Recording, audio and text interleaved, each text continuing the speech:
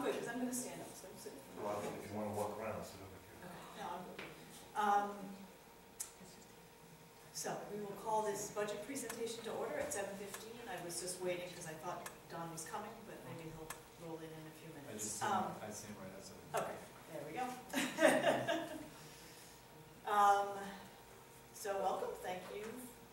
The hordes again, overwhelmed. Anyway, but thank you for coming out. So the first part of tonight's meeting is this somewhat brief presentation of the budget that we adopted to take to hearing at our last meeting. It is a work in progress, and we are interested in hearing any thoughts that anyone has about it as we go forward. Before I get to this year's budget, I had asked that these first two slides be included because I think it's important for everyone to maintain a little bit of a historical perspective in terms of what our budget has been through over the last 4 years. So these are the previous 4-year increases, 2008, 2009 being the last of the glory days, and then the 3 subsequent years reflecting the economic situation in our communities and this board's commitment to respecting that and to doing our best to keep our costs down. So the proposal that we have on the table at this point is for a 2% increase overall in our budget. This is another slide that sort of demonstrates what some of those budgets have, the effect of those budgets on our school in terms of looking at the staffing levels. So since between 2008 and this year, we have 5.1 fewer teaching positions available, with only 9 fewer students. So basically, we're still serving the same population of students, but with fewer teachers. It has taken a toll on our school and on the courses that we can offer and on the number of sections in those courses, etc. So I wanted it included just so people have an understanding. There are, in this year's budget, some minor proposals to try to build back some of those programs that have really been most significantly hit. What's in here is to add, I'll get to it later as well, but some part-time teachers, but just understand also this includes the increase of our part-time finance director to recognizing it that as a full-time position, so that when we hire someone to take on that position, we will have to pay them what we haven't had to pay Roger. So that in terms of actual teachers with the students, the number is much lower. And we're still not anywhere near back to where we were in 2008, or won't be even with those additions. So the things that went into building this budget, and this is the sort of the list of things that the administration takes into account in trying to determine what the most responsible budget is to bring forward. Basically, our student population remains pretty steady. There is a concern at this point that we offer too few advanced placement courses for our higher level students in the high school. Trying to get it from 7 to 9, which is still well below many of our colleagues within the area. Adding some more staff to the 7th grade art program. The way the staff works right now, we have only 2 art teachers for both schools, and as a result, our 7th graders receive only 16 hours of art a year. That's problematic. So this is an attempt to try and build that up a little bit. This high school is in the midst of the accreditation process with the New England Association of Schools and Colleges. That process is important for a lot of reasons. One being that they represent best practices, which is what we aim for. The other piece of it that has an impact directly on our students is that when our students apply to colleges, those colleges look at whether the high school they're coming from is accredited. So it's very important to us that we meet those expectations. We may be found lacking in some areas, so this budget was an attempt to try and begin to address some of those. there are the proverbial increases in special education costs. We also need to keep an eye on the facility. That is part of the budget because it has sort of the least immediate impact on the students. It's a part that we have been chipping away at over the last 4 years with building these very minimal budgets, but it's something that we all know we need to pay attention to, otherwise things will deteriorate beyond repair, and we don't want that to happen. Obviously, the increase of cost of oil has to be reflected in our budget. The drop in tuition students refers to, for the last 2 to 3 years, we have created a program that meets the needs of some special education students within our district. It's also a program that was very appealing to the Winchester school system because it was one they didn't have. So they were sending us a lot of their students who would then pay tuition to the school. Winchester has now decided to start to build that program within their own school system. So they will no longer be sending us new students. The ones that have been at our school will graduate out of our program, but we won't get any more new students coming in as freshmen. So that results in a drop in our revenue. There's a 3.3% increase in our teachers' contract this coming year. This year, the teachers have no increase. And the High School Reform Act is another piece of legislation that's been made into law, and that we as a board feel we need to sort of make people aware of, and we need to be cognizant of its potential impact in the future.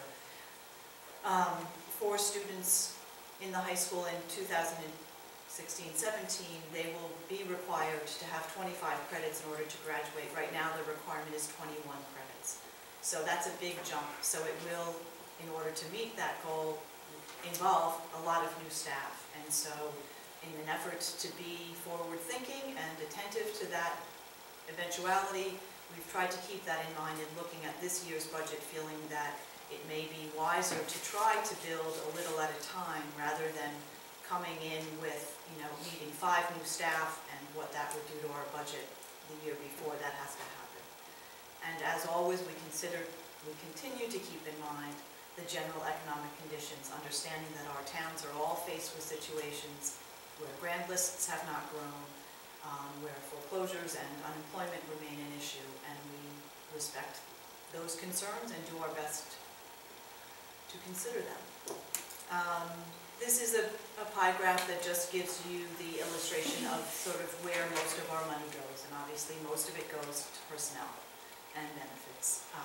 It's just an illustration of how that looks. So these go through the categories within the budget and what the sort of general effect of this proposed budget will be there. So there is an increase in the salary line for those reasons.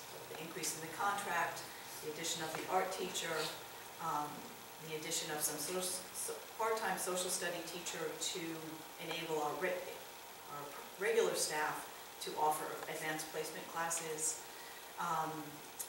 It has been a recommendation for the last couple of years by their accrediting agency that we need to expand our BOE program, that those teachers there are pretty maxed out. And so we have gone ahead and built that into the budget to add another teaching position to that program. One of the many benefits of doing that is it will allow us to increase the number of tuition-paying students that we take into that program. So in the end, the effect of that ag ed teacher is a revenue increase overall with the budget. And then, as I said before, Roger Newberry is retiring, and so we need to hire a new finance director. And so we need that salary line to reflect the fact that it is in fact a full-time job, even though we've only been paying Roger that time. The second category is in benefits, and there's actually a reduction in this line item within our budget this year, fortunately,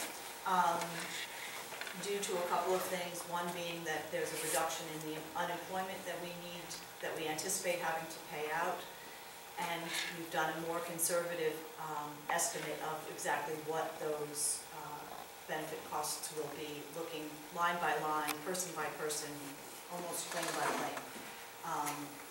And so we're able to reduce that line within our budget. This decrease in this category, this applies primarily to the special education costs that we have at our school. The administration has made a decision, basically it's a change in the way the accounting process happens.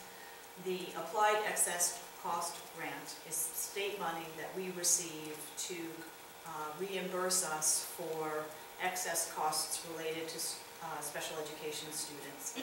Previously, in building our budgets, that amount of money has appeared on the revenue sheet.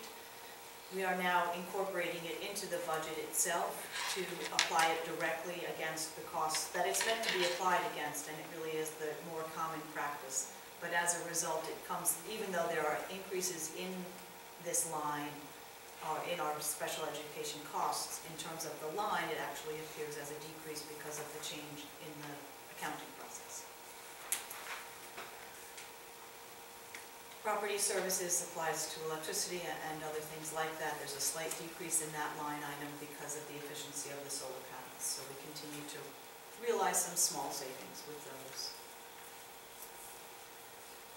There's an increase in this category. The tech ed school transportation reflects the fact that we have an increase in the number of the students from our 4 towns who are attending Oliver Wolcott, and it is our responsibility to provide transportation for them. We also anticipate an increase in the number of our students, the children in our communities, attending the Hartford Arts Magnet School, and we are responsible for paying a portion of their tuition. The supply line item, we've added in $50,000 to cover the increased cost of oil. That is probably optimistic, thinking that's going to be enough, but we're keeping our fingers crossed. The iPod Language Lab is a proposal that came from the language department asking for the purchase of 16, someday I'll get that number right, iPods that come loaded with language lab learning materials, which will enable those teachers to conduct language labs within their regular classrooms. So it greatly increases the number of students that can have that experience at any one time, rather than having to share the 2 common language labs that we have right now. And then some other classroom supplies.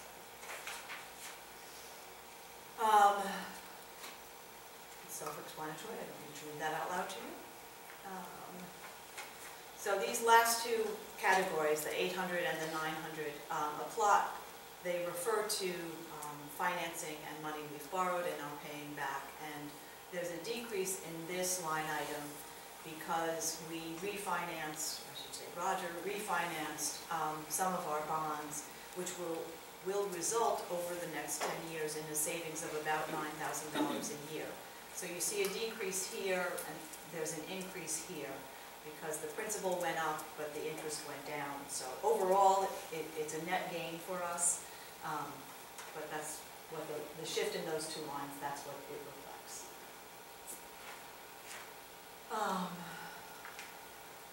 So the capital plan as it exists now, we have reduced it to $200,000. One of the things that we are looking to do at this point as a cost-saving measure, Rob, Jerem, and Judy both were on the same wavelength about this, is looking to convert our oil burners to natural gas. The natural gas line comes pretty close to the building, around the back where the old entrance was. Natural gas, as I think most people know, is significantly less expensive than heating oil and potentially more efficient. So right now, the way the numbers look, it is something that will have payback in a very short period of time. So we are planning, at least at this point, to do some of the work this year within this capital plan, and then look to complete the project in next year's budget. So what we have in there right now is the conversion to dual fuel, so that we can continue to use the heating oil until we can actually get the line to the school. Other potential projects, and these remain sort of a work in progress in terms of prioritizing within the school's needs. The carpeting, particularly the carpeting, anyone who's been up in the building anytime recently, the carpeting in the front hall is pretty beat. It's 12 years of thousands of people walking on it every day. The high school boys' bathroom downstairs is in need of renovation. And the sweeper refers to a custodial machine for cleaning the floor, and then the stage curtain has also sort of reached its life expectancy, and that's both an aesthetic feature and also a fire safety issue. So those are the things. In this capital plan, the amount, what's built into the budget is the $200,000. That is the amount that we would borrow. So what's in the budget is the payments on that. Those are right now our priorities, but as I said, it's a work in progress. The revenue is on. Did anybody need or want budgets? They're all here. Do you want them? The revenue essentially is what I've already talked about, so that there's a slight decrease in the, not a slight, there is a decrease in the special education tuition paying students on the revenue side. Will be an increase there shown for the increase in the number of BOAG students that we can accept. That also increases the grant we get from the state in terms of that piece. And the administration continues to work hard to come up with creative ways to build that revenue side, understanding that that is, the direct way to try and alleviate some of the pressure on the four towns.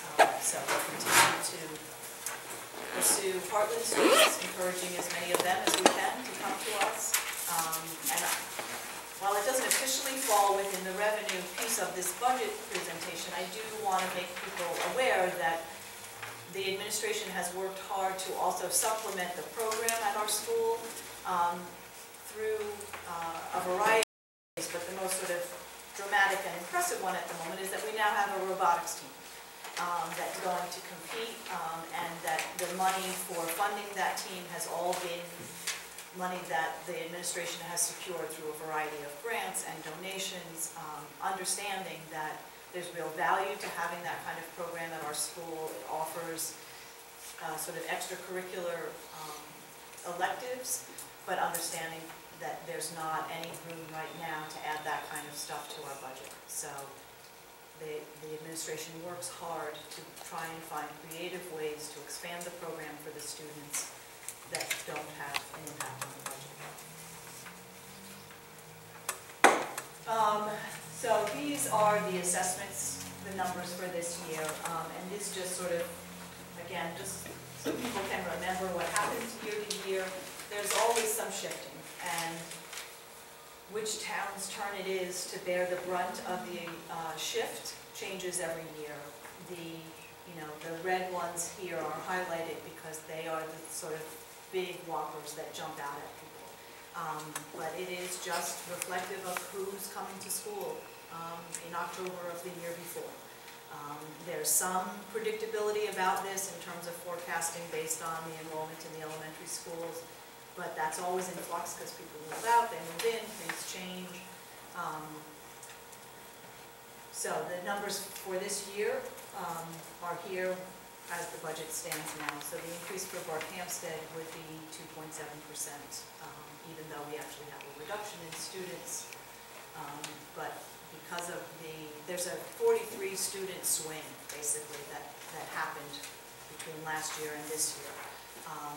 And obviously you can see that New Hartford bears the enormous brunt of this shift.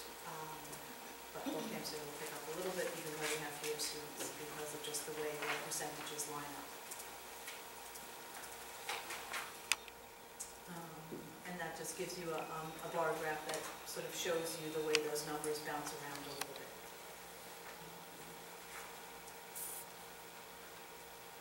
So, the summary. The educational proposals that are included in this reflect an increase in a part-time middle school art teacher, part-time social studies teacher in the high school to expand those programs, and one full-time ag ed teacher. The change in the bookkeeping or accounting contracting process in terms of the excess cost grant helps to offset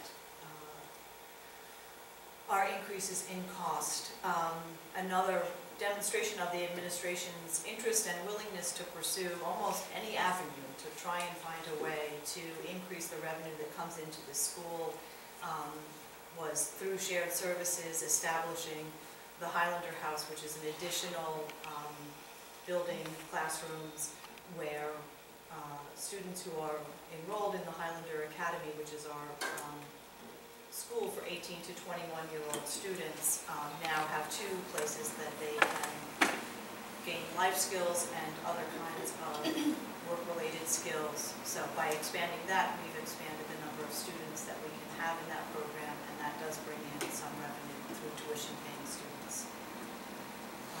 And then what I already said about the assessment changing.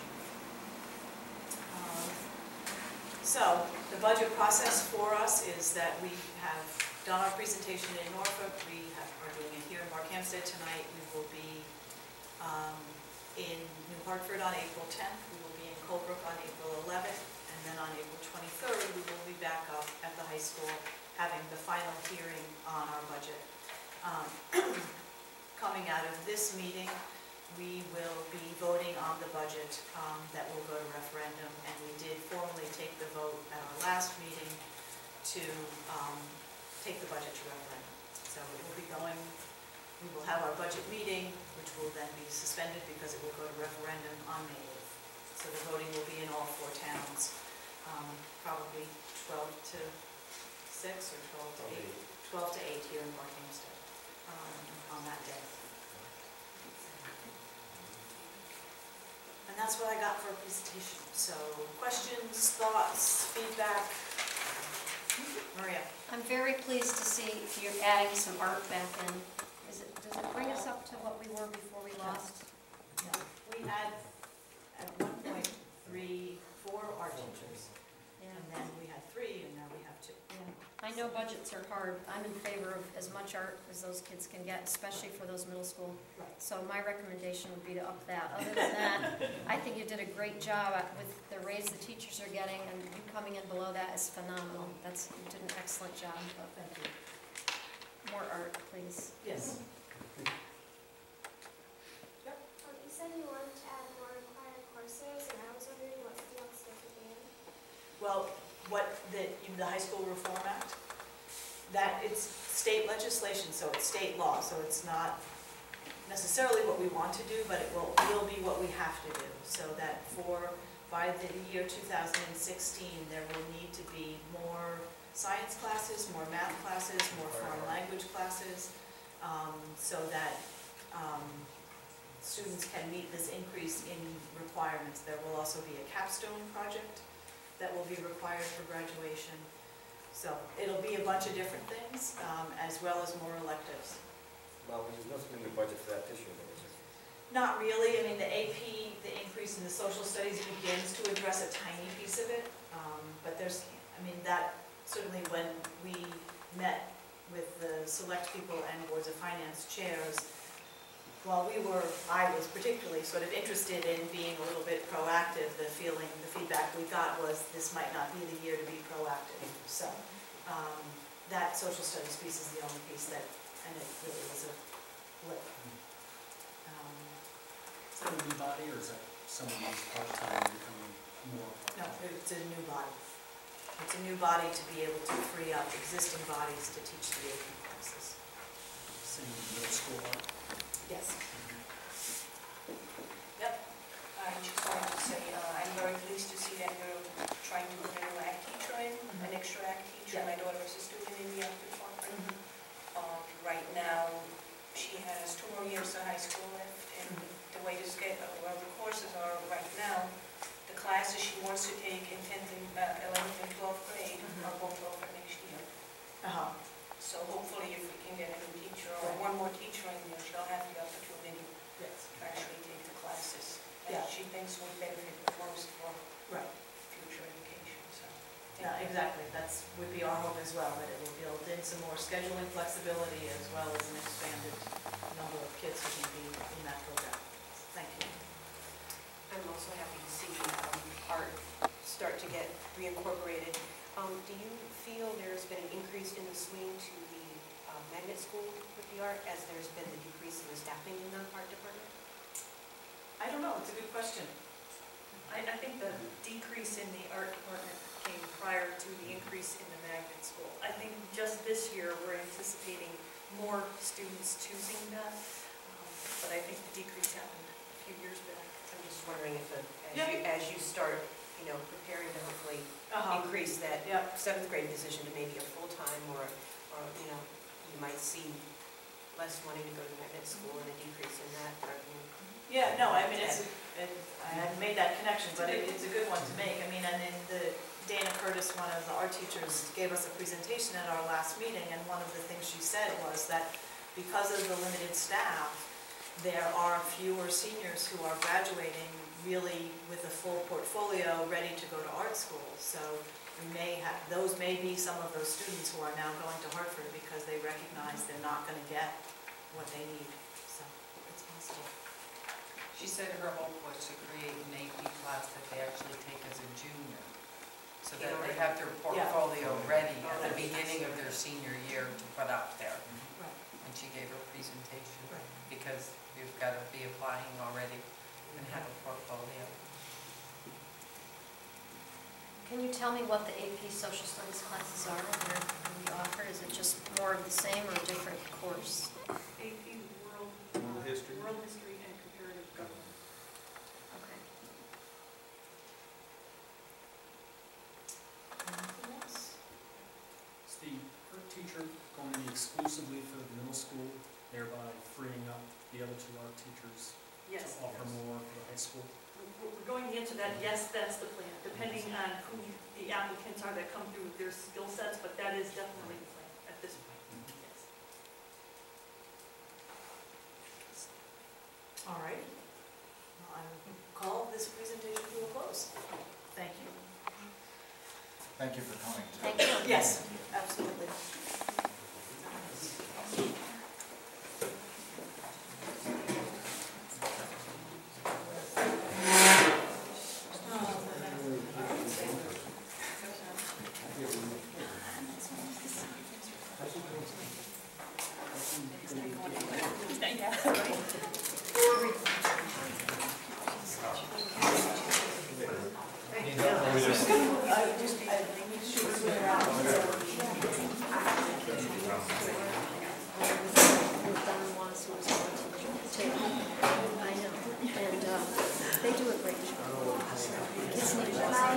Especially those middle school kids. Yes, so there's, whatever.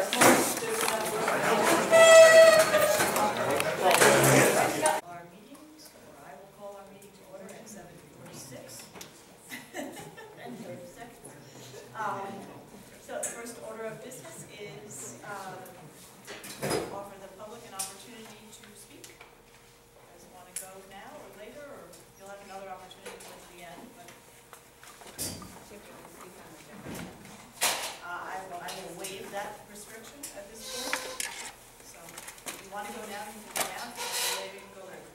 I want to know when you're setting the high school graduation date, the place. Yep. Are the kids part of all of this?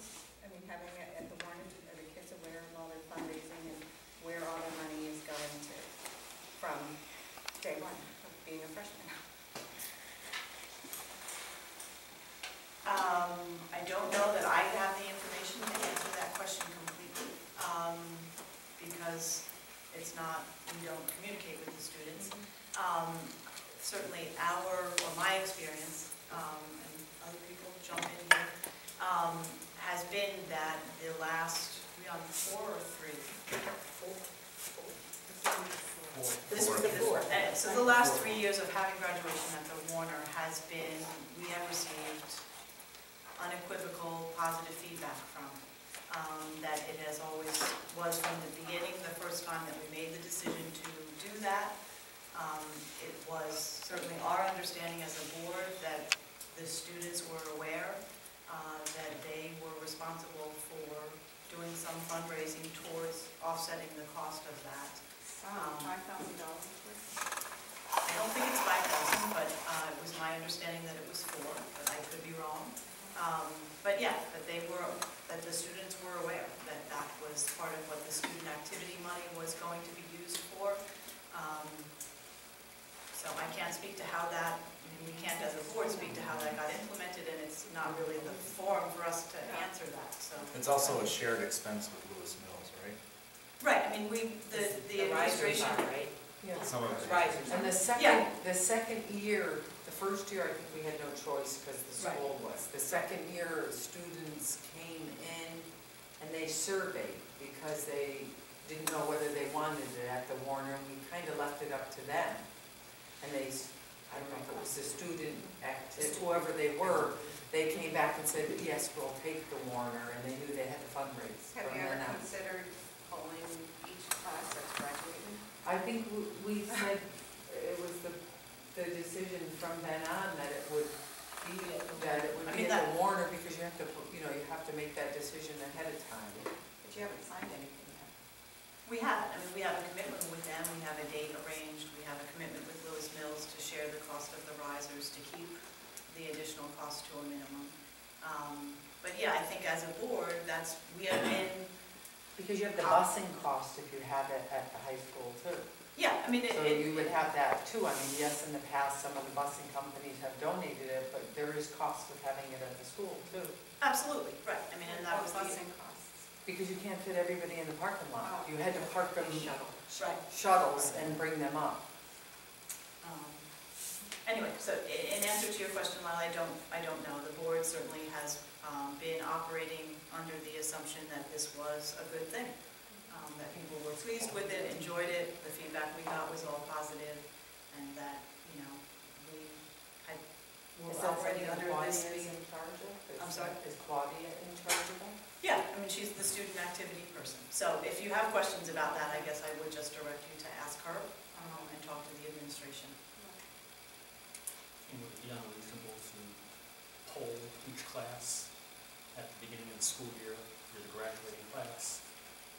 This is something you need to think about now, where you want your graduation held.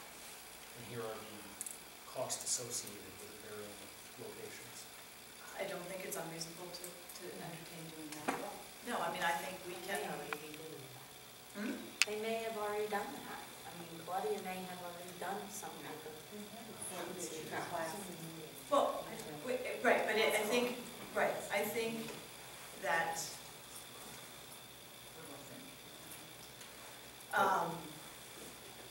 Is it clear to the student body and seniors? Right, and that their responsibility is to raise X amount of dollars to support that if their election is to go to the warrant?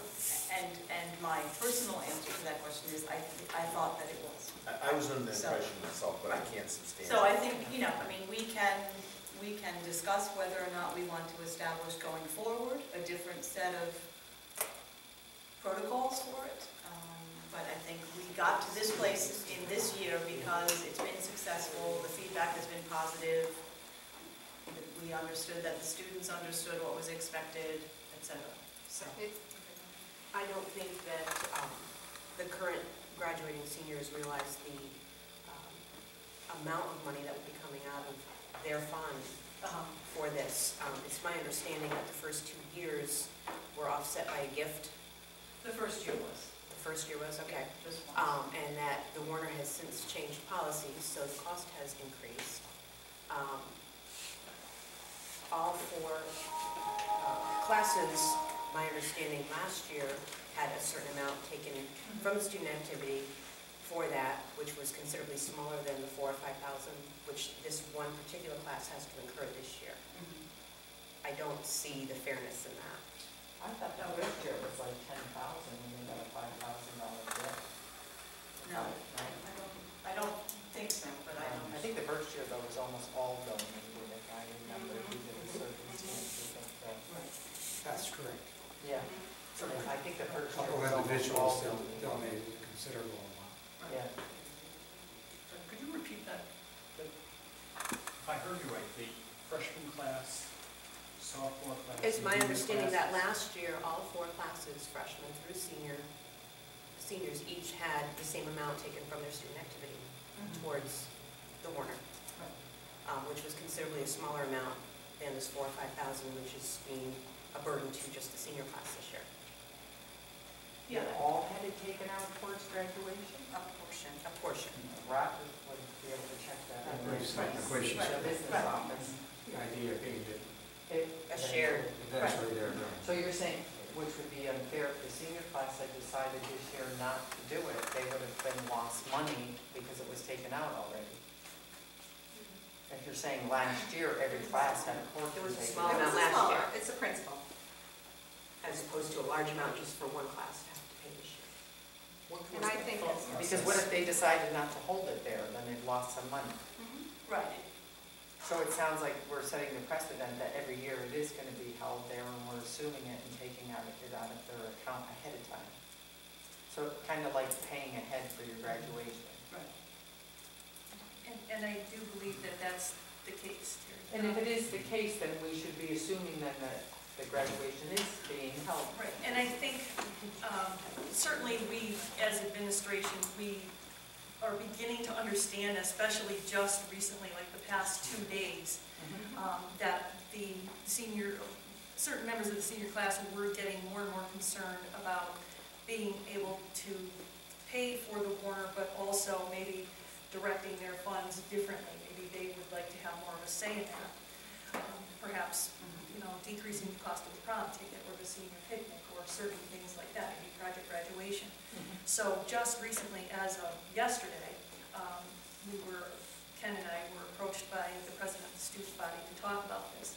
And then again today, we had some feedback from staff and from the students as well, which is, I want to thank Ken for being here tonight.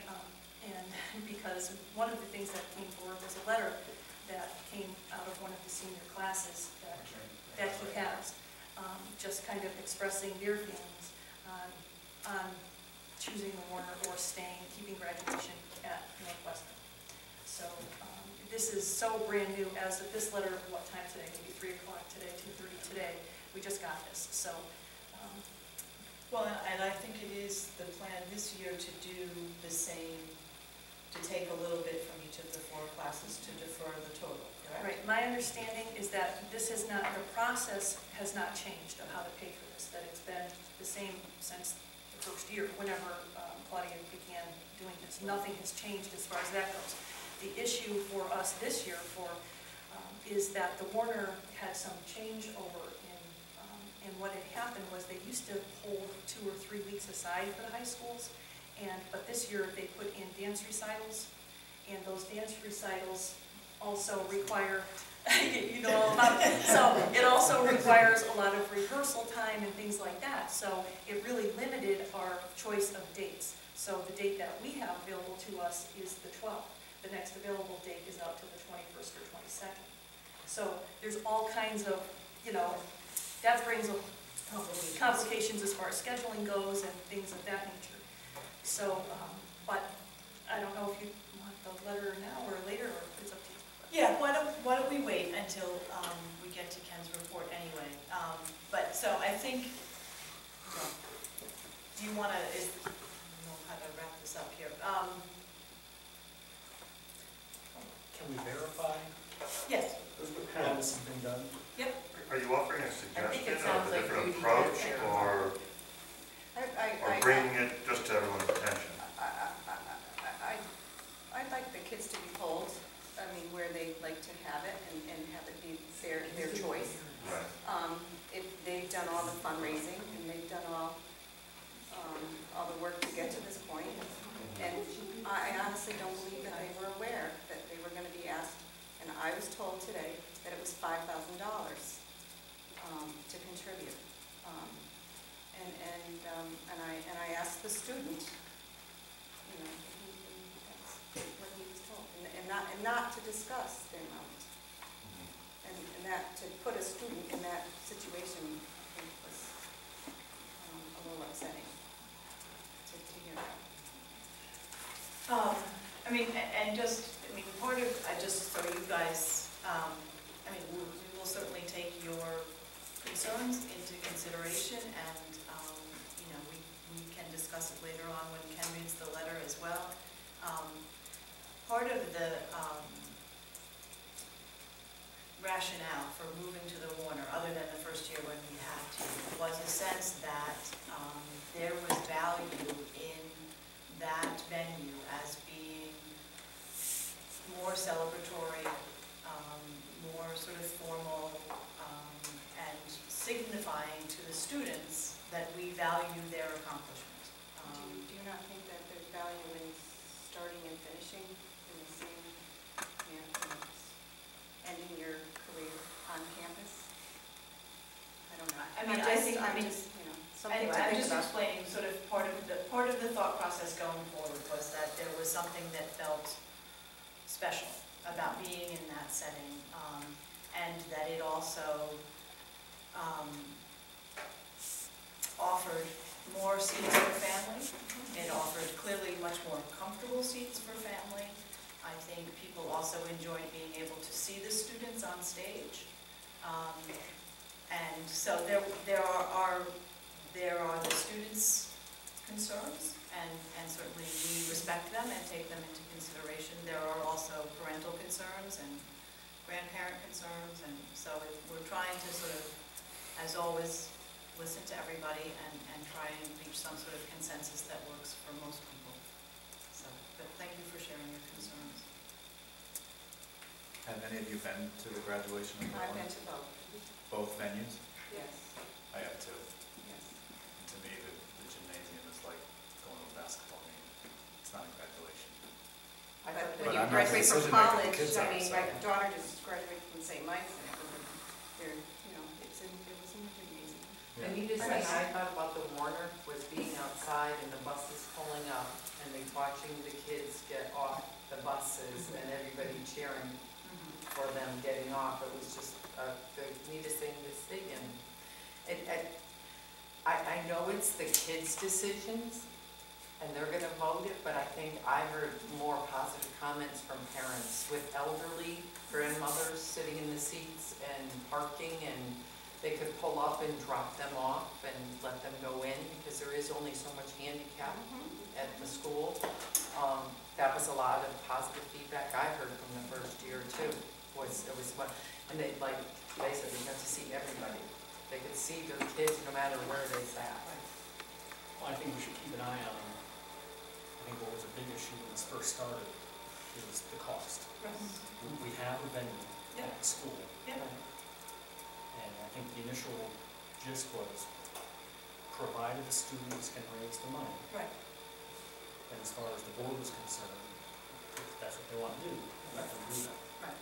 We should keep in mind, 4 or 5 years later, in a much different economy, are the students still able to raise that kind of money as easily as you could 5 years ago? And do they want to? Or if they want to spend that money on fashions. Right. Yeah. Yeah. No, But it's I agree. something that they have to be told at the beginning, and you don't know the cost until you find out if you're able to share it with somebody. Right. So you gotta give them the high cost. And I think perhaps their first class meeting of the year That's would when be the appropriate time to Right. really address that with them Right. every year and reinforce that with them. And that's Listen, what we as a did this senior, you time. may incur more costs and you need to make a decision, but, I mean, obviously now probably is not the right time to be doing this, but it just feels in these current economic conditions that having a class bear that kind of burden and not being able to offset other costs is, I think it's gonna be a hardship for some families that are out there. Right, thank you. Appreciate it. Alrighty, so approval of minutes. So the first set is for March 14th. It looked okay to me. Anybody have any changes or corrections? I just pulled them over. Molly wouldn't get one.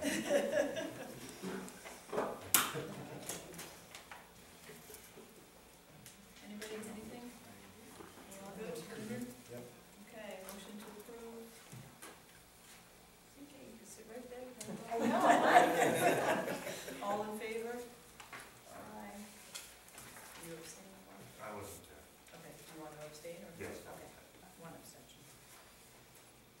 Alrighty, second round. Back here, everything's our second draft. Okay. the minutes from last week. Seems like only yesterday. Anybody, any comments or changes?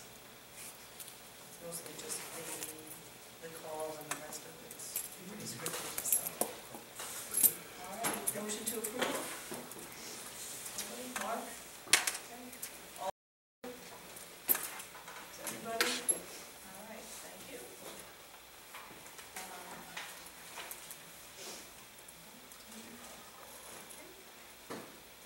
All righty.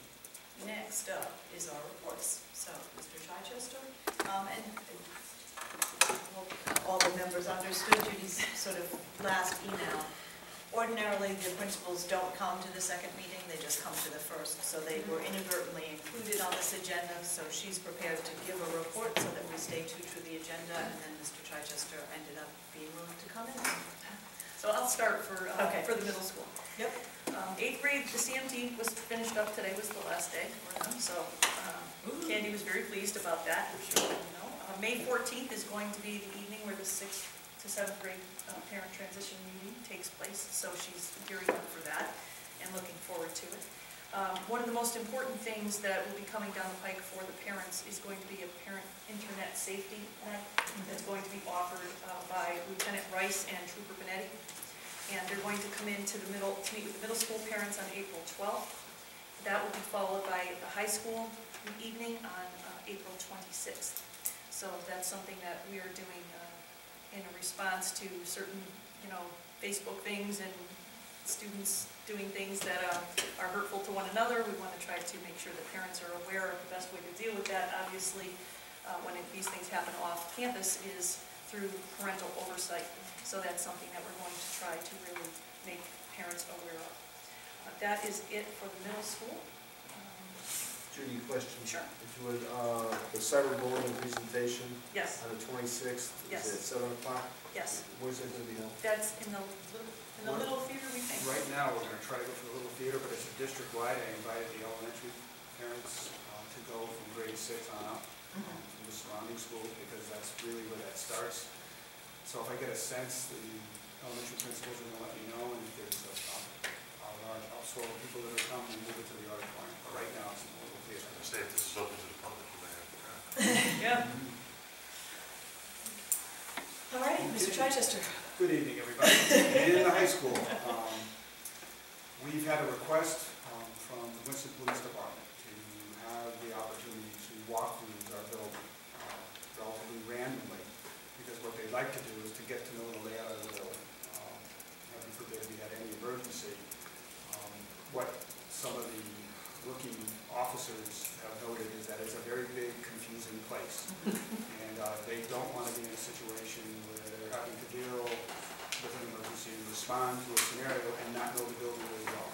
So they're going to come up at random, beginning later this week, it's my understanding, regularly through the end of the year, when they can kind of walk through, talk to kids, start to try to build some relationships with them and things. So I think that's a really positive thing. Had a very extraordinary thing happen to one of our senior boys. His name is Phil Smith. He's one of 2 students in the entire state to be recognized for his essay. There were 60 essays that were submitted to the Connecticut Association of Athletic Directors. And the essay was focused on, I'm going to leave you with a copy before I go, was focused on what sports have meant to him.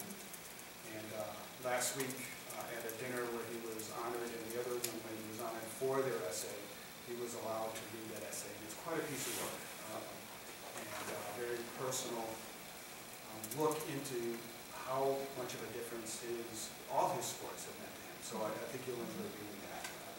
He also apparently is going on to the next level, and so he will also have an opportunity to compete because he's moving on in the competition.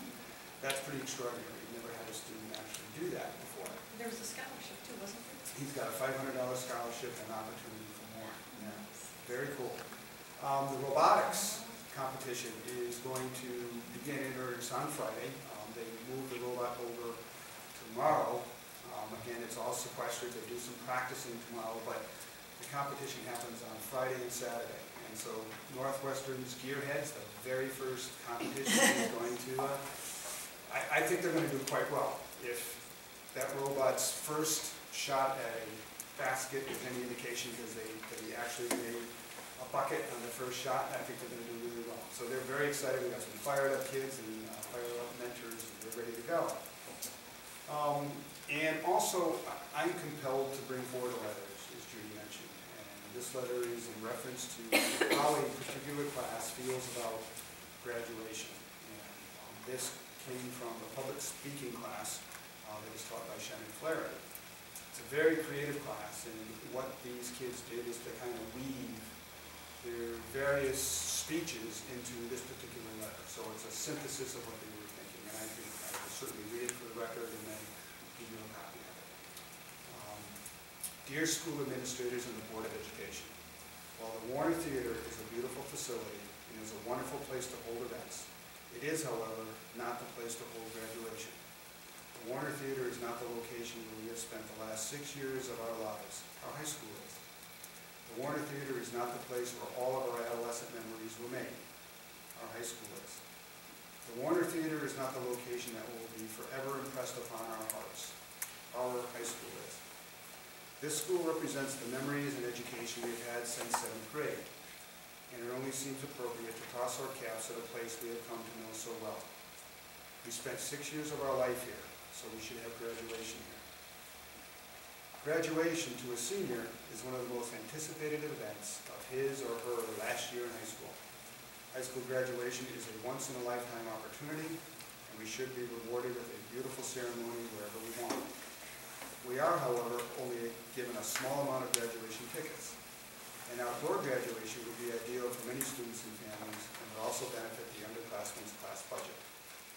On a scale of practicality, a student could bring along as many guests as he or she desired, not having to worry about the dismay and disappointment of not having a loved one attend because of space.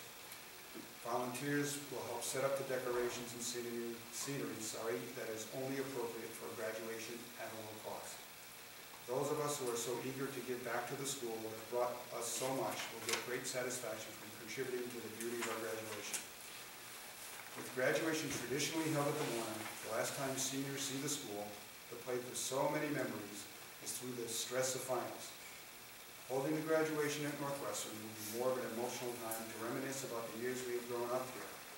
And wouldn't it be better to finish the ride where the memories begin? We are confident that you will do the right thing and hold graduation at the location of the student body the individuals graduating desires. Thank you for your time. And also at the bottom of that, they have some projected solutions of what they would recommend going forward. But I felt compelled to share that with you since they gave this to us. What were their suggestions?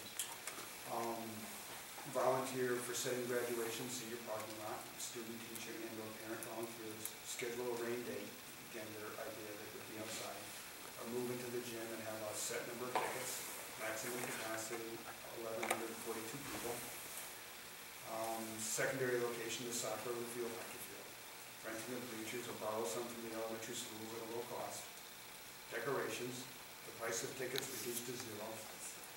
Cost of setup, volunteers, donations from school community, and speakers, bleachers, refreshments, chairs, cleanup. Thank you. So this is from a creative writing class, not the class No, of officers? it's a public speaking. Public speaking. Yes. We had the senior class president come to us yesterday, the junior high. So do they feel the same way, the officers of the class? The senior class president, when I queried how many people he represented, he said he was thinking about 20. Represented which way? 20. 20 people? Wanting to Yes. keep it, right, 20 students. Come back. Out of Keep it every. 200? Yeah. How many people are in the graduating class? 192. So we're talking about 10% of the But class. Well, I think that was they that one give sample. I thought I could do it. Okay, this is a second sample of a class. And quite honestly, if you were to ask me how many feel that way, I don't know if it's a majority or not. So the idea of the poll is a good one. Right. Yeah. I think that letter echoes some of the sentiments we heard earlier about we've been at regional for 6 years. It's where you started, it's where you finish. And maybe that brings something that, hey, don't get me wrong, Warner Theater is a beautiful place. Right. But it's missing something, and maybe it's, and they're offsetting Right. benefits. Yeah, no. And when TJ came in, Ken and I were meeting on the schedule, actually, and he came in and he shared his concerns with us. And we asked him, how many students, TJ, do you think you're representing? He said about 20. We said, well, come back to us as you gather more information. And he came back later in the day, kind of sat down exasperated, and he said, well, now the rest of the people I asked said, no, they'd rather go to the Warner, and he kind of said, now I understand what leadership is, this is so hard. So, and I thought, well, what a great opportunity for him to learn, though, about things like that, Right. So, I know you'll get back to this. Yeah, I mean, I think, we can discuss it further now. I think the kids have to be polled, and if they're given the price, it has to be the worst case scenario price, because we don't know if we're gonna Right. split it, so they have to be prepared for the worst. Well, we do You know know. we're gonna split. No, but at the beginning of the year, Right. you Oh, I gotta see what you're poll saying, them. I see what you're saying. And you have to give them the worst case scenario, because we don't know Right. if we're gonna be able to split it, and they have to be prepared for not splitting the cost. There are many unknowns. Yeah, there's a lot of unknowns at the beginning of the year. Are they interested in changing the venue for this year? It's too, Yes. And I mean, what's that's our cost the- impact if we pull out of the warrant? In what regard? Well, we Do we said owe we'd them share with anything? Lewis Mills, Right. aside from being a bad neighbor. Well, right. I think that's the biggest impact Yeah, at this okay. point. But I think the first question that we need to answer is whether or not we want to reopen this decision for this graduation. do we have that right? As a board, do we have, do We we set make right. that decision? Yeah, No, we set the date, but We do set- we have the decision, do we have the right to make a decision of where it is? well, it's been our decision previous to this. I mean, that, we made the decision with the information that Clint gathered from talking to the Senate and, working with the representatives, but in the past, it's been my understanding that we set the location as well.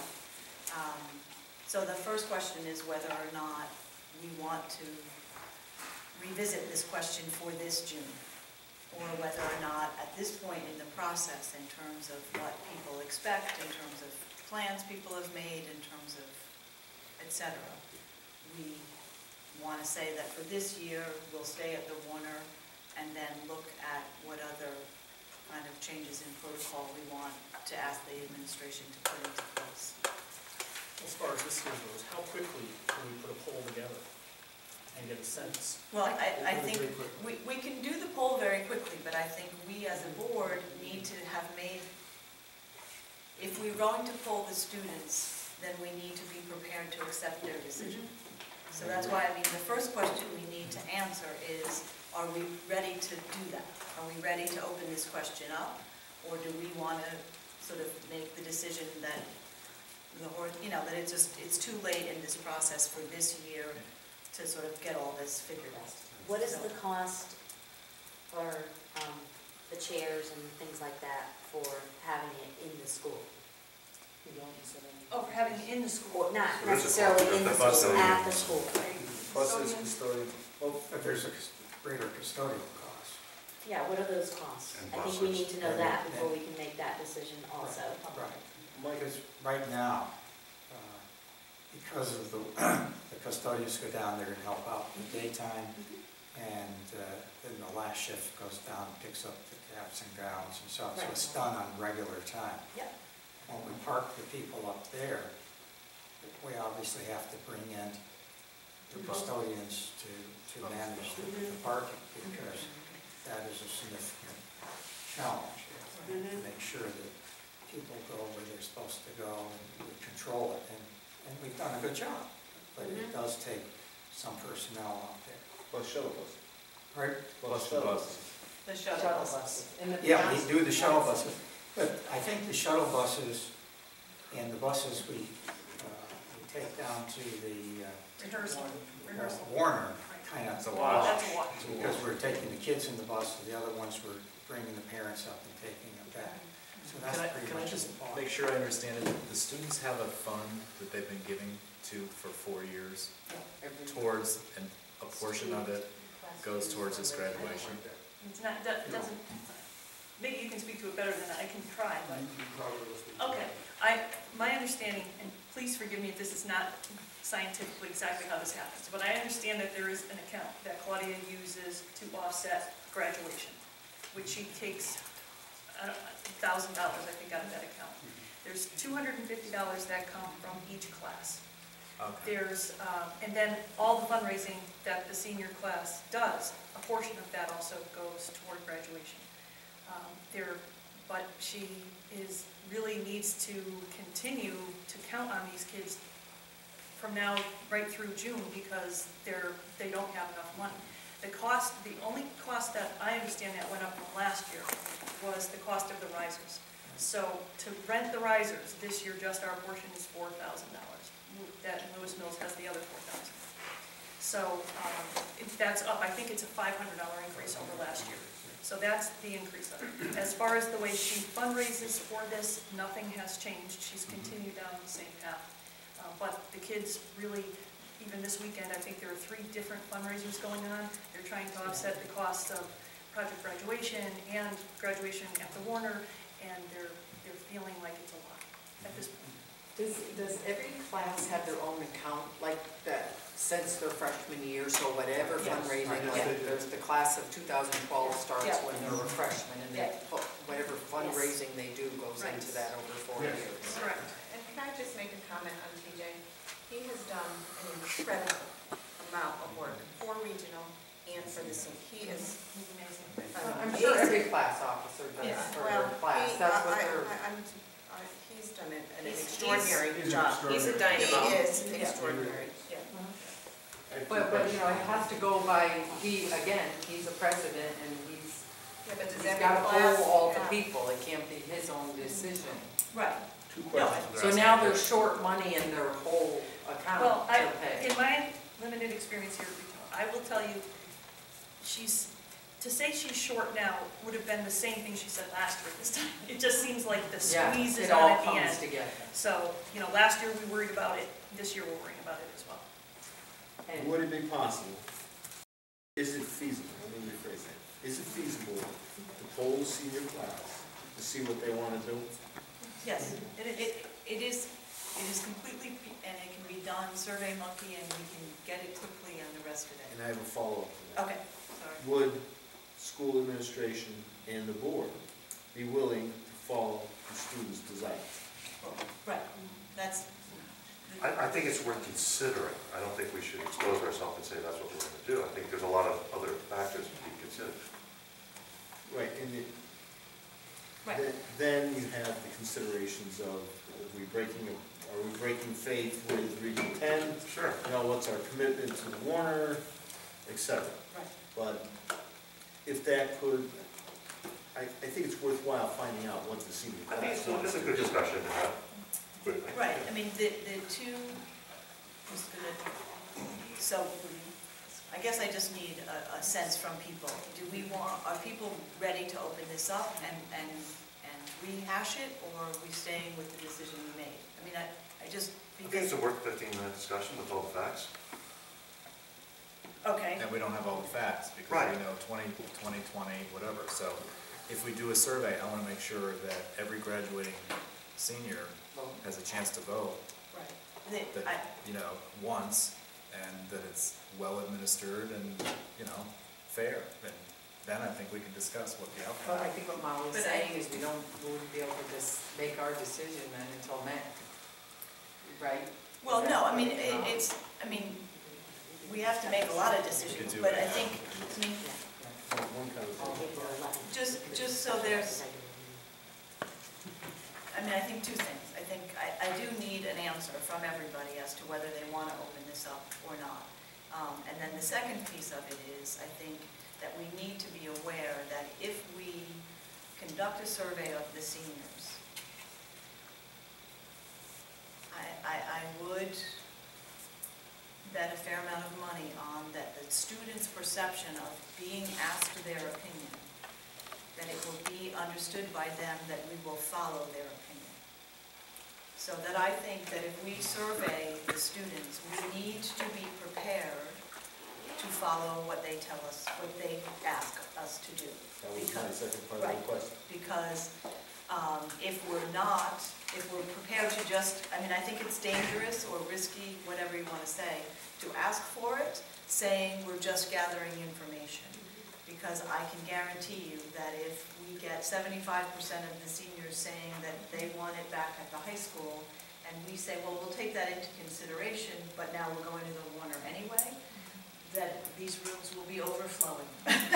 But I think along with that, and I think that's probably a good plan, but what I think has to happen is that the senior class also needs to be aware of the costs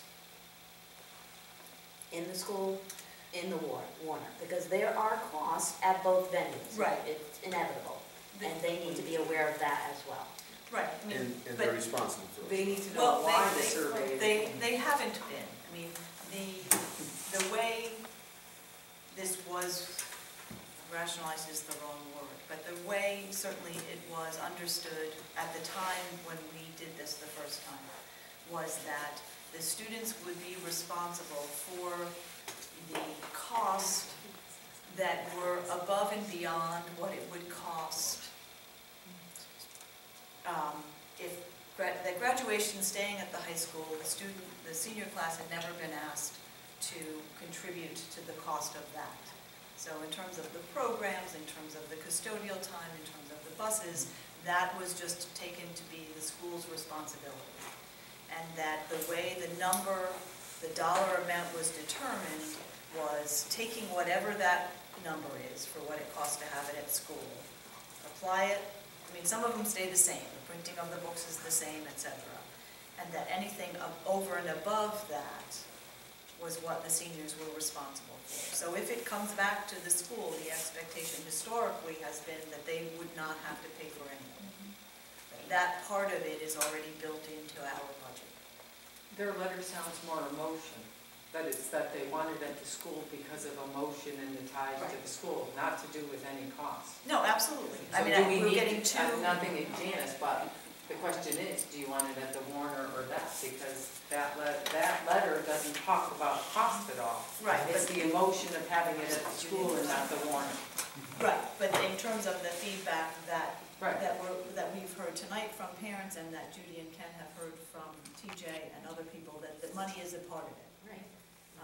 So I think both things are operating. I think they made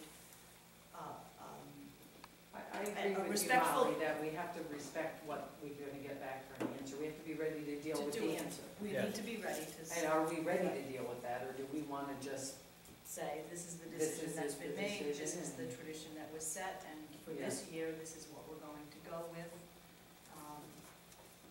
I think you've got a poll, because if it comes back overwhelming that they want it at the school, well, why in the world wouldn't you have it at the school? Yeah, I do too, but I think we should let the kids decide. Yeah, if it comes back. It's their graduation. It's their money too. They do that. Well, Right. it's their. Well, I mean, I think, it is, there are, and I apologize to the public, we keep having sort of scattered conversations, it's, I'm sure, hard to take it in. But, there are a variety of constituents, because obviously we don't have the ability, nor would I take on that task, to poll the parents. But, I think there are a lot of people affected by graduation, and it does in some sense belong to the students, in some senses it belongs to their families as well. So it's complicated, and talking I around think and they were around. at this point last year because they talked about, or one year talked about possibly charging, like they would get 2 tickets and then charge for anything above 2 tickets, like $5. They talked about that as a fundraiser, Within the limits of seating capacity. But I think, Roger, there was something that we said you couldn't charge for tickets because it was a graduation, and Roger said you couldn't. So that was an elimination. Right. Because it was a public school and... All right. In an attempt to sort of wrap this Yeah, up. wrap So this first up. question, my first question on the table is, are people willing to reconsider this decision? Yes. So I'm gonna go around the table. Deb? Yes. Yes? Yes. John? Yes. Yes. Yes. The yeses have it. Okay, so we are throwing it open. So the second question is, I'm getting the sense there's consensus around the idea of polling the students, correct? Yes. Yes. Okay. Yes. Third question is this board ready to commit to those students that we will follow their lead? I don't think we have to discuss that yet. I think we need the facts, and then the outcome will come from the facts and a discussion with the board.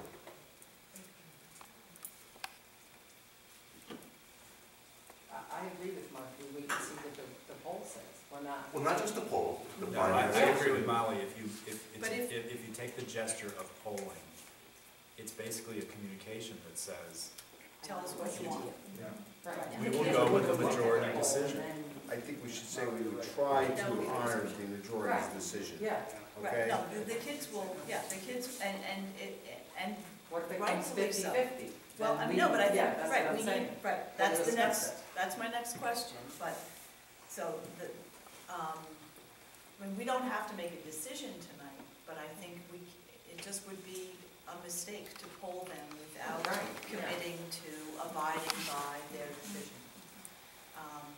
I mean, we Yeah, already. My kids love candy, but I don't give them candy all the time. Right, but then if,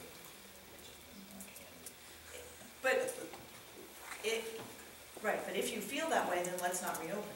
I mean, we have an option here of saying that we're gonna be the deciding grown-ups, and we're gonna make the decision we feel is in the best interest, because it's hard.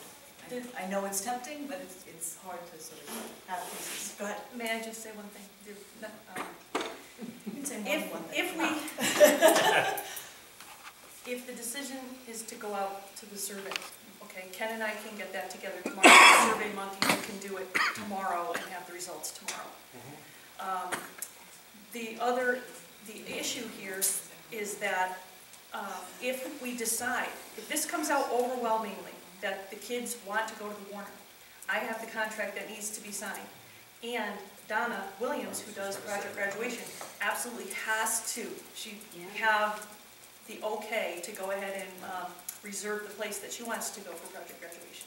So there's kind of a ripple effect to this. Right. So my advice would be, if the decision is to go out and survey the students, then you give me and Ken the direction to say, when the survey results come out, if they're overwhelmingly, in favor of staying at the high school, then that's what we should do.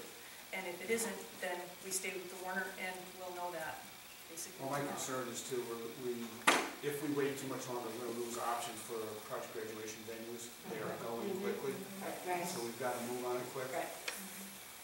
When you do survey monthly, is that gonna hit every senior tomorrow?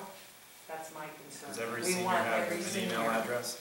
Yeah, that's what I'm just saying, Well, survey monkey, they're all gonna get it or tomorrow. even- Or you hit home We tomorrow. can even go old school with it. That's what I'm saying. We can do homeroom, we can make sure we get everyone on a little piece of paper, yes or no, we can have the countdown that way, but we can do it.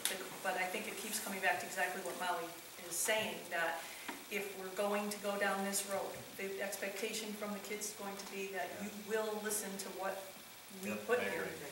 And Right. then it's gotta be that way. I don't see that there's a lot of, just because that's. Because survey.monkey, don't you have the parents' email address, or do you have the kids' email address? No, the kids could log on to it. Oh, is okay, what we yeah. mean, Is that what it says? Yeah. I like the idea of the fact that we make the decision to do that poll, and then based on that tally, you all do what you need to do, because we are in crunch time. I'm Yeah. sorry, this is Right. already April, Right. and you all need to make your decisions. Parents, families, and whoever else need to make their decisions about who's coming, who they can invite, et cetera, people coming from out of town. All of that has to be taken into consideration for families. So make the poll, take the vote, do what you have to do. If it's over, we need to decide if it's Right. over It's overwhelming. a certain percentage, then go with that venue. That's what I feel too. Yep. I just want to say Yeah. that my intentions weren't for all of this. But I just wanted to know that the board was aware of the procedure that happened, because I was just made aware that the kids really don't understand. And I have a senior I know you also do, I know. here in the Yes. school, and this is the first I'm hearing of Yes. this. So I'm not certain that it's the entire senior class that feels this way, No, and I know, I don't know. and I'm not either. and But I'm more than happy. Either way. You know, Right. like you say, either Yeah. way, it needs to Yeah. be the children's decision, and let's just do it. Ken, if you had to guess tonight. No pressure, huh? No, I'm just, based on your experience, you see these kids, you see these kids every day, talk to a lot of them, where do you think this would end up? You know, I really can't tell. And that's a fair Because answer. the sample sizes that I'm privy to, they're too small. Well, 10% of the class, so I can't give you a, And there's also their teenagers. yeah. Yeah. And so who they're sitting next to and what the conversation they have in on the way home, you know, in from the parking lot is going to determine how they vote in that moment. You know, if you ask them an hour later, it might be a different answer. So it's hard, they are unpredictable at their very best. The second year, people kind of decided they liked it after they had been to the previous year graduation, Right. because I think the band played down, you know, Right. and they thought it was great after they saw it there, so. Right, no, and I think, you know, some of how just historically we've gotten to this place is because after that first year, I know Clint worked hard at talking to people and asking the Senate and really seeking that out, and the answer came back, yeah, do it, it was great, everybody loved it, so we thought, okay, we're on a roll, and didn't go back to that soliciting input, because we thought everybody was on board with it, so. Maybe I know That's some of where them have brothers and sisters and been to it Got enough that. times that. I would just add that if we take a poll, I don't see where you're bound by it. The polls are taken all the time to get a temperature of the water. And then We're I not think it's up bound to. by it, but the children. Hold on. Let me finish my thought, please. Take the poll, take the temperature of the water, then the administration and the board has to quickly decide what the best thing to do is given the circumstances. I don't think you're bound to, I mean, if we have contractual obligations, they're all right, and we have promises made to others and it's too late to turn the ship, so be it. But at least we know where the class stands. And as Judy intimated, if it's overwhelming, and I doubt that it would be overwhelming, well, I shouldn't say that, but we could then decide what action we need to take. The administration needs to decide what action they need to take based on those results. And I like the idea of polling the class and getting a head count right then and there, because I don't know what opinion monkey is, but, That's what I was asking. but you may not get a It's speedy, not a pack. you may not get a speedy enough reply with enough Yeah. to make an intelligent decision. But I don't think we're bound by results of the poll. But there's a concern been raised, let's see what the percentage of the concern is and act accordingly. Do we as a board need to make that decision, or do we give the administration some latitude? Right, and that's what I was leading to, exactly. Well, I mean, certainly that I think no matter where we end up after this conversation, we're going to have to put it in their hands, because the logistics of it, we don't meet again until the 11th, so it needs to be signed up and dotted and crossed well before that. So we will be putting it in their able hands, however we come out of this. So, yes, I mean, we have to give them some clear guidance, some clear instruction on what we think should happen, but it will be in the end their call. And Noel, I agree with you that we're not bound by it. It just, my concern is that that it will, we run the risk of once we take the poll, if, 75% of the seniors say they want it back at the high school, it gets considered and we decide that because of other reasons, we need to stay at the Warner, that the perception on the part of those students, and I think to some extent on the part of their families, will be either that the poll was disingenuous, that we didn't really care what they thought, or that we were downright dishonest, and that we were telling them they had a say, and then we said, no, you don't. And I think those are real risks that we have to be really wary of. If you ask a kid for his or her opinion, their expectation is you'll be guided by it. If the numbers are much closer, then I think, then you can make that argument. Look, there really wasn't that big of a difference, and for these reasons we decided to stay at the Warner, or for these reasons we decided to come back to the high school. But if it's overwhelming, that makes me very nervous. Is it possible, when you put the survey out to them, to just kind of give a brief, this is, your Just explain the circumstances. Yeah. And then you've crossed, every T and dotted every I, and you're not gonna please everyone, but I think they are young adults, and, yes, they may change their mind on their way into the parking lot, but they are young adults, and I think they will have more respect for the process if they know going in, this is what we're looking at. It might not go the way I want it to, or you want it to, but in the end, and given the timing, and given the reasons for this, we understand. Does anyone know what prompted this, other than this letter? I think it was several things, but I think it was the thought of all those fundraisers and having to make all that money for this particular. And I think it kind of, they may have been somewhat aware of it, but I don't think all the kids were aware of it, and probably a minority were fully aware of, because they're 17 and 18-year-olds, and I don't think they were totally aware of it. And until it started to filter down to them, around this time of the year, they're looking at the prom, their graduation, they're looking at all those things, the senior picnic, and those are becoming very expensive. And they're looking at, wow, my money's going to be spent doing this, and I'm making fundraisers to do this. Well, maybe the ticket cost could be if we didn't have to do it. So it's like a perfect storm of things that led to the awareness at this time. Can we vote to poll and let Ken and Judy take care of what they need? Execute against the opinion.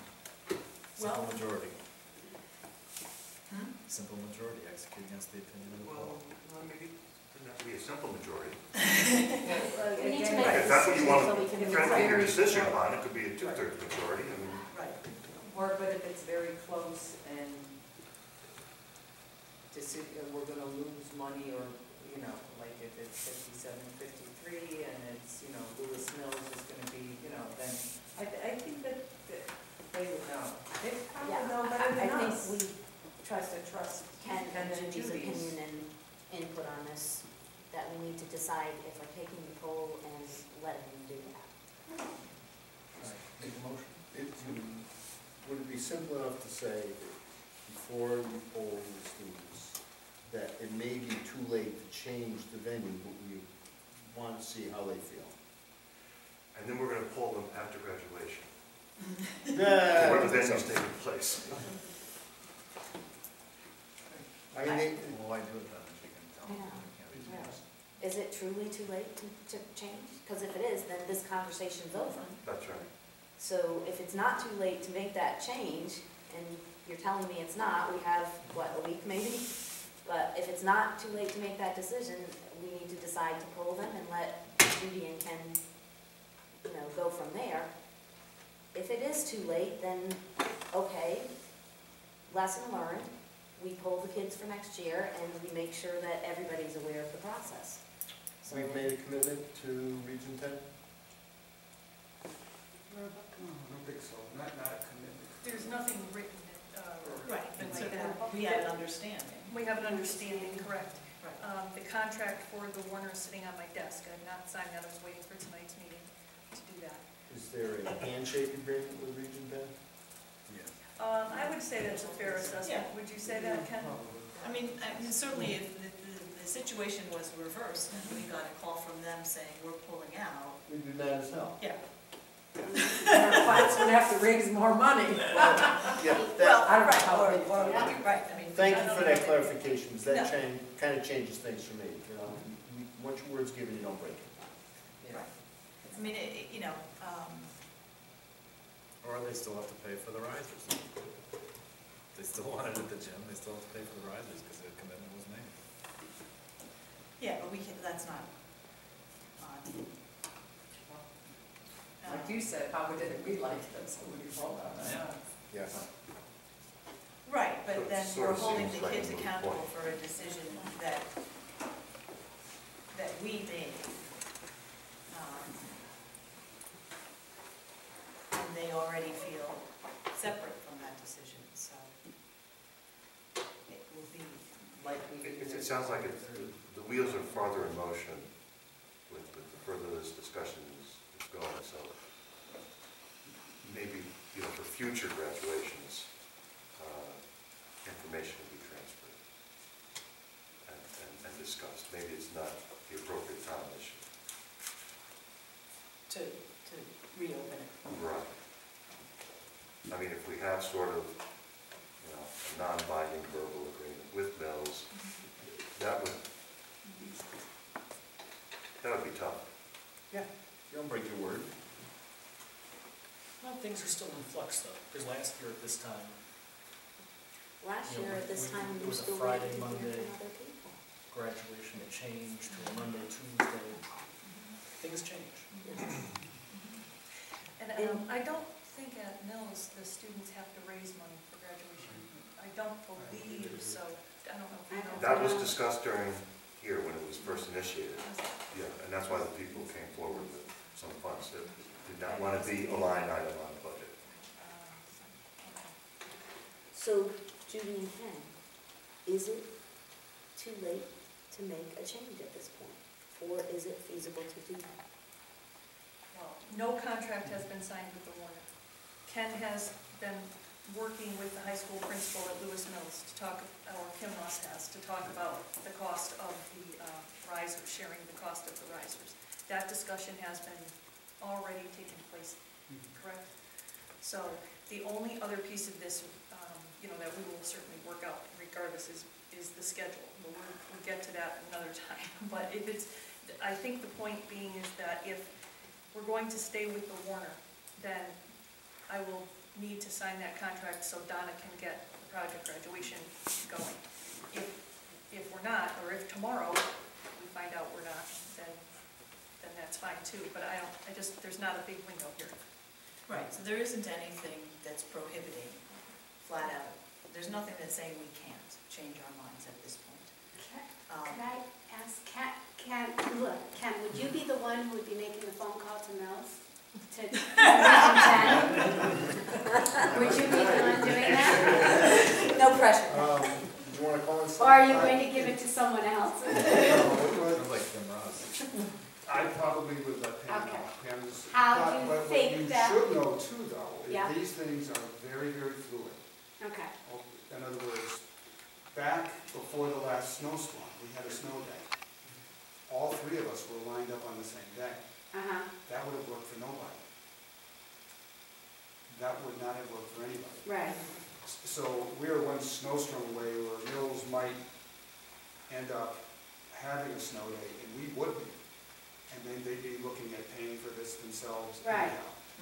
So it's So just it's by not- random events, Right. really, that we've ended up paired, and it's It's like allowing an us to opportunity share to it. say it. Yeah. Okay. So really, you would not Yes, feel... Litchfield backed out last year. Okay.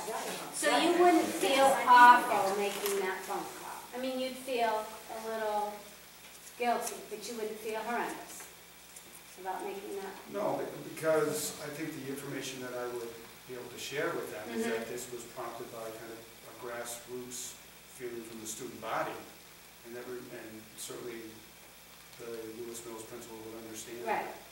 So then I go along with, no, I think we've got to make a decision. And I agree. Well, I'd like to make a motion that we direct the administration to poll the senior class tomorrow, or as soon as possible. And based on the results of the poll, use their discretion on where the best venue is. I second it. I third it. All in favor? Done. You want to talk about the motion? Rob, you're gonna have to repeat it. She never thought it was gonna be real. Did you remember to hold the student class tomorrow? All right, and I Tomorrow did is see, the first thing to do. Allow the administration to use their best judgment This is the letter that we're talking about. for the graduation. I give it to you, maybe two We times. may find out the poll, No, I know for everybody. most want to stay together. That's correct. To allow the administration to ask this, Allow the administration to select the venue. To use their best judgment or discretion. Thank you very much for your time. thank you for Thank you for coming. I think if there is a way to craft that question, making it more as an advisory to the students, you know, going for your candidates, you know, we will not be necessarily, I would they won't, bet they it's won't. 5 questions, ask your pet stain. Security, yes. And then where would you prefer to have that?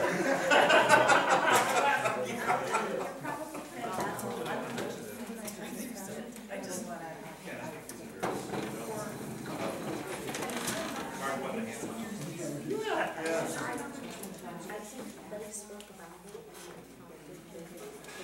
Want to move this back, Rod? No, I think That's that, right? So you and I sit down at my desk at 8 o'clock tomorrow morning. And I just, so I was finishing, just, we're gonna wrap this one up before it's 10 o'clock. I liked Barb's suggestion and Noel's thought as well, to try and, for Ken and Judy to craft the question. I mean, the kids will hear what they want to hear and they'll read what they want to read, but if at least we put out there that this is an advisory question, making it clear that it isn't, you know, the decision will be made by the administration, but they want your input, etc. So that at least if they come back, you know, if it turns into the nightmare I'm afraid of, we at least can say, look, they made it clear. They were asking for your advice, but it was their decision, and these are the reasons they came to this decision. So we have a leg to stand on to tonight, so. Thank you very much, you're an amazing board. You need to know that. And what you have taught the children here is the value of the democratic process, how that works out. Right. Can I just make a Kudos to you. suggestion? Yes, ma'am. Next year, Yes. Let's do it early. Oh, we know. What's Oh, we know. the first day of school? Can we get this poll going the first day of school? Keep that questionnaire. Right? Yeah, I'm gonna go hunt up some monkeys. Yes, one quick question. Sure. Regarding the police department, coming up, I think it's a great idea, familiarizing yourself with the school. Why random days? Why not? Well, it kind of depends on their schedule too. Could we, So so it- after Roger's thing, I'd like to hear more discussion on that topic. Yeah, well, I mean, Ken's getting ready to go, so we should have it now if we're gonna have it. So go ahead, finish answering the question. Okay, the department is small and strapped for time. So it really will be dependent on when they have opportunities to come through. More than. Would they be the first ones called in an emergency? What about the state police? It depends on the area of the building you're in. The middle schools and The high school is Winston Police Department, the middle school is the state police. But we are going to have, because they would, in all likelihood, in a major event, would be working together, we're going to have them go to the middle school. Okay. All I know was We a stay previous probably winter. first. Yeah. Yes. We'll take that. When this topic came up years ago, I mean, at least we were more engaged in the dialogue as opposed to just saying that this is happening. So I don't know if it needs the dialogue or not, but when Clint was with us, there were some, and I don't even know if they even did come up back then, but it was discussed and it was planned, and, you know, we all said, oh, okay, now we're aware of it. I don't really have a strong opinion either way, but I was just curious, it was just, we're doing this, and then it was like, oh, okay. Well, I I hear think what Mark's question was. just that when we have previously talked about the police coming up onto school grounds, that We were more involved in the decision process. had brought it to our attention for conversation and sort of discussion. But I think some of that might also involve locker searches. Yeah. And- Potential, or even bringing drug dogs. Right, and so that's, Well, I know that, I know. right, but I think that's the difference in terms of the decision here is for the primary reason being to have the police become familiar, that they're not going to be poking into lockers, they're not going to be sniffing around. So that's why there's a difference in terms of how the administration approached it. As a courtesy, I'm sure they would check with administration when they're entering the building. Still come in and Oh, Ken will absolutely. escort them, yes. Fine. This is an offshoot out of a safety committee that when Bob Scannell took over as police chief down in Winchester, and we were meeting all the administration from all of the schools. This was one of his goals, that he really felt strongly that he wanted his police in the buildings to be familiar with them. So that's how the whole thing started. And the last question I have about that is, are the students aware that this is going to take place at all? Not yet. Are you informing them, or are you just going to do random visits? We're just gonna have them come through. As a suggestion, maybe firemen and emergency responders, my policemen. The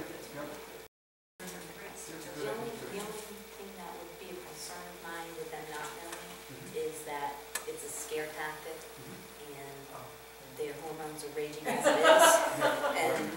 And all I can picture is the grapevine gossip rule thing going on. Oh my God, the police are in the building. What's going on? Could I make a suggestion? Inform the student body, there will be random times when police and fire personnel will be touring the building, but without specific dates and times. Right, well, you don't have to give them, so. Yeah. Yeah, because I won't necessarily know. So when I see an officer in the building, it's not, and all of that stuff starts. It's like she said, the texting will be going, the Facebook will be going. And if it makes everybody mind their P's and Q's, I'm okay with it. How could there possibly be textbook going when you Okay, can't but use you your don't cell have to phone deal during with the class? frantic teenager anymore, so. No, I wouldn't want anyone to feel frightened. No, well, that's my Right, question. that's why I'm saying, take them all. Yeah, that's a good idea. It's gonna happen, but I no would have thought specific they dates. would need to know that teenagers. All righty, anything else, Mr. Chichester? Thanks, Ken. Ken, thank you, thank you, thank you. Good night, Ken. You know what, this table thing isn't working. Get my wet noodle out. Yes? Do you want me to include the statement that Mark and Noel said about including the fire department and Yes. what other department? Emergency responders. Yeah. Okay. But they also, it would be a good thing for them to be comfortable with the buildings. Yep. We have a lot of kids who are on the Yes. fire department too. They would be thrilled. Yeah, that's right. Yeah. Okay, superintendent's report. All right, I'll speak quickly. Yankee Gas came out, Roger and I met with him along with Keith Boyle. It's going to be about 6 weeks before we have any real numbers to run with, but it was a very positive, productive meeting, and I'm feeling very good about it. Is there anything else you want to add? And we did explore the concept of whether they would be willing to contribute to this, and that is up for grabs. I think somebody suggested that. And they will look at that in the engineering study and determine whether the amount of usage is something that would be to their advantage over time. So this back, that will be factored into whatever the costs are going to be. And he felt that the amount of usage that we would have would qualify and benefit us in the end. So it was a very positive meeting. Okay. Finance Director, we're moving along. I hope to bring a final candidate before the board on April 11th, the next board meeting. Paid to participate, the board had asked me to look into. That's still a work in progress. I talked with Dave Hurwitz today from OptiWind, and he did tell me that it's likely that we're going to be pushed back, which we knew. I am so surprised. But he says that he's still telling me they're going to be breaking ground at UConn this spring at some point. And he is saying that it is most likely that they'll begin work here basically a year from now, spring 2013. So that's where we are with OptiWind. And other than that, I think that's all I got for tonight. That's good enough. I know, we'll be back again. Yes, we'll be back soon. Alrighty, any questions or anything for the superintendent? Okay, yes. Will we be meeting again before you select a candidate for business manager? No, my plan is to bring my recommendation to the April 11th meeting. In terms of a resume or a person? A person. Okay. The interview process has, we believe, completed.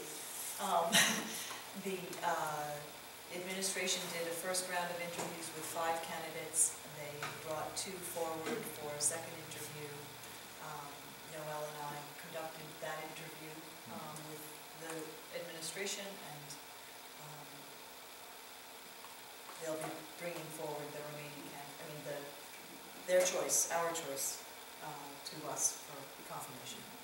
Okay.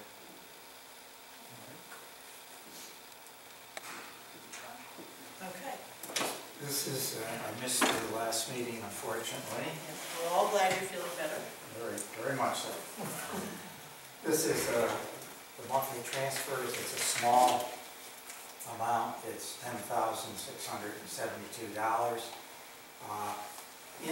Before I talk about that, you will see some fairly large negative numbers in special education. That is due to the fact that we're going to be offsetting that with the excess cost money. Okay? So we've left them right in there intentionally. Okay? That's other purchase services. Right. So don't worry about that, but just so you know what they are. As long as you're at the wheel. I'm not coming up with $120,000. So of course, they have problems. Okay, so basically the $10,672 is really a number of switches that departments are making, taking money from one line, moving it into another line to cover various things. In many cases, they're moving it into supply items to finish out the year. A motion to approve said transfers. So moved. Second. All in favor? You got it.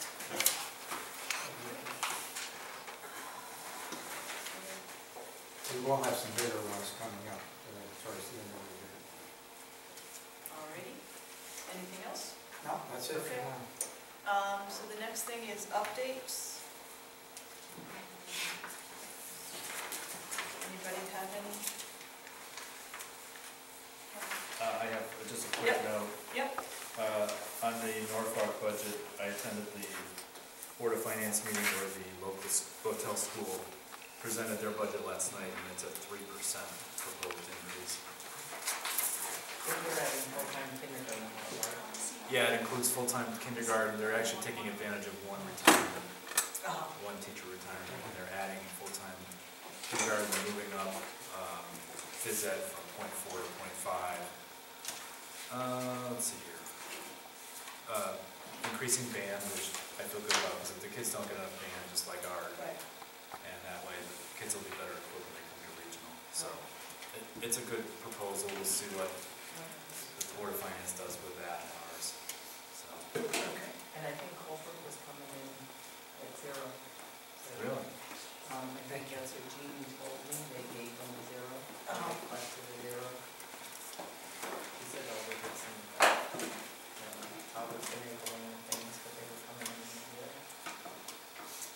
haven't seen that in the paper, but that's what Jean's calling it during shared services meeting. Okay. All right, the only update I have, I assume everyone, or the health insurance Partners for a Healthy Connecticut Partnership Plan. Someone brought it up last meeting or 2 meetings ago. So Roger and Judy have also received the information. I have this pamphlet printed on very heavy stuff, your tax dollars at work. Anyway, so it goes live July 1 of this year, so it's something. Did you check into it at all, Roger? Pardon? Did you check into it at all? Not into the details of, I think. Because I had heard them putting it on the radio, and the one thing I heard, if I heard it correctly, was that there was only one plan, It one is, choice. that I do know. Oh, yes, see, I did hear it, right. It's one plan. It's Yeah. one plan. One plan. Funded by the taxpayers. Pardon? Funded by the taxpayers.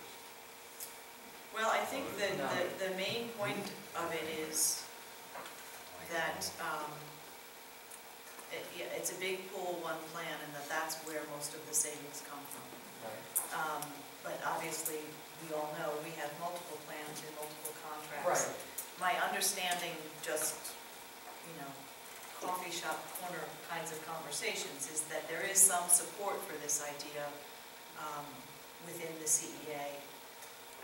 So there may be, who knows, but obviously that's where we would have to start, is reopening those conversations, if not negotiations, about whether or not they would be everybody, we could get everybody to sign on, but I don't know. And we need to see what that plan is and see what it costs. Right. And that becomes critical. Right, and I think If it's more costly than the current one, or is it, I don't know. And that's what we need to find out. Right. Yeah, the rates, when we looked at it, or tried to look at it earlier, they weren't available. They may now be. Right, there's some stuff in here, and there's also, you can have someone come out or do it over the phone to review with you what your costs are at the moment, and so sort of compare apples to apples and see if you can find out. So. How does that work when we do it all, we have our CEAs, but yet we do like it with the town of Colebrook and the town Well, of. each one would have to deal with each of their own entities. Kind of have to break away from that. Well, right. Whatever they did, they would have to work that out. So, I think this is something that has to be discussed with all the stakeholders in our group. Right. And then develop a strategy for the way you want to look at this. Right. Because again, it's obviously worth looking at. We have a thing in our contract that says the teachers have to have a now your plan, the Well, it's plan very has to be. specific. Right. Yeah. Right, no, it would, for us to But get you there. also have a stipulation that says if it's comparable. Right, comparable. But then you gotta make sure it is able to stand the test of comparability, which is both the plan and normally the network of providers. of doctors. Yeah, it doesn't have to be comparable for cost, it has to be comparable for coverage. Right, coverage and for the network of service providers, right? So, and I would assume that all the municipalities would be looking at it. So it may be that consortium sort of melts away because this becomes then the consortium we all belong to. But it is something that will be pursued and it is a work in progress. So I just wanted to. That's not something that will take place for July 1. No. No, I don't think you're right. You would never. Maybe, might be looking at July 1 the next year. He said on the radio that the people, like a couple boards of ed had gone with it and the cost savings was 6 to 7%. I think when he presented it on the radio. Yeah. $2 million. Yeah. Any other updates? Okay, so the next order of business is the second reading of the policy, whatever the number is, 9110, the number of members, plan of representation in terms of office. So we had asked for some Adding the population. Right. Which has been done. Yep. However, Yep. I can't replicate the numbers in an Excel spreadsheet. I had asked Roger to look at it, and he's going back to the state, and we haven't had a chance to get together so I'd ask that he's carry this. And this is consistent with what we got back from the state. Right. So it may be that the way I'm calculating it is incorrect, and as soon as you educate me on that, I'd be happy to say this is good. Okay, can we review that now? Are you prepared to review the sort of how these numbers, how you can make the numbers work? Because it's my understanding you can make them work. Well, yeah, but it takes some time. It's not something. What you're basically doing is taking the total population Right. and taking each of the towns and finding out what ratio that they have of that. Right. And then using that times the 8 votes that you have to come up with the total town representation, okay? And then that's divided by 2. Then what that comes out, then the state applies this percentage of deviation to make sure it is consistent with the federal law, which says that the rounding can't differ by more than a certain percentage. And what we have is the letter from the state that says that ours is consistent and conforms to that deviation. That's the piece I didn't have. Okay. It It doesn't change anything, it's just a couple of. And then Judy has the final acceptance letter. I actually have the worksheets here. I think it was in the last, just in case though. It was. Just in case. But yes, Roger sat down today, Noel, in my office and went through it all again. And he was comfortable with that it was accurate. And then we went back even further and got the big worksheet from the state that came to us that also said that it is consistent with current law. And so we're in good shape. Fine. But it's that formula, Noel, I think it's very This is confusing the from the state. state's worksheet. I'm missing the piece that the state. It's Yeah. the deviation piece of it, Right, yes. and how they arrive at that is what I was not. So can we approve this tonight? Are you? And what this says in that letter. Are you okay with it? It doesn't change anything. No, it does not. It does not. I mean, It says we're all, we have the it's population. small numbers, we got the population in there. I just couldn't replicate it, but I'm not aware of how the formula works for the federal government piece, so. fine. That works Because- out perfectly. Okay.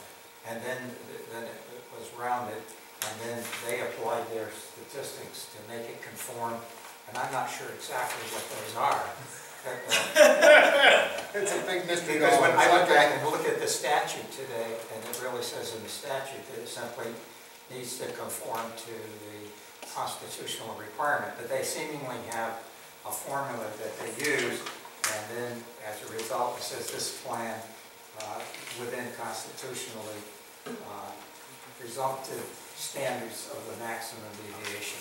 I mean, we're talking about, 2 thousandths in the member count here. My number is different from their number, so it's not going to change anything.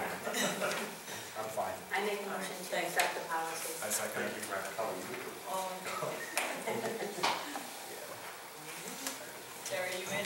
Mark? Oh, yes, I'm here. Okay, I'm not sleeping. good deal, just check. He's got me on camera. I got you. I got you. Okay, thank you. Anybody else have anything else? You have correspondence? I do. Roger, could you please, I have 2 letters of resignation. With anyone. Laura Bidquay first, she is a math teacher at the high school, and she has decided to resign, and she wanted to thank us for the experience she gained at Region 7, and she wishes us all the best in the future. So we need a motion to accept with regret the letter of resignation. Terry, Janice, whatever your name is down there. All in favor? Okay, and there is another one that I just received this morning, and this is from Rachel Klein. She is just finishing her first year with us. She is also a math teacher, and she is also resigning. Another motion to accept with regret. Janice, second. I'll second. Don, all in favor? We thank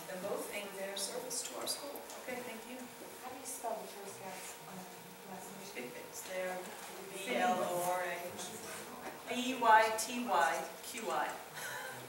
Oh, yes. Okay? Yeah. Thank you. Okay. Anybody else have new business? Our loyal public, any questions? See mother still out there doing the crossword puzzle? Is he doing it on paper or is he doing it on Kindle? Hopefully paper. Yeah.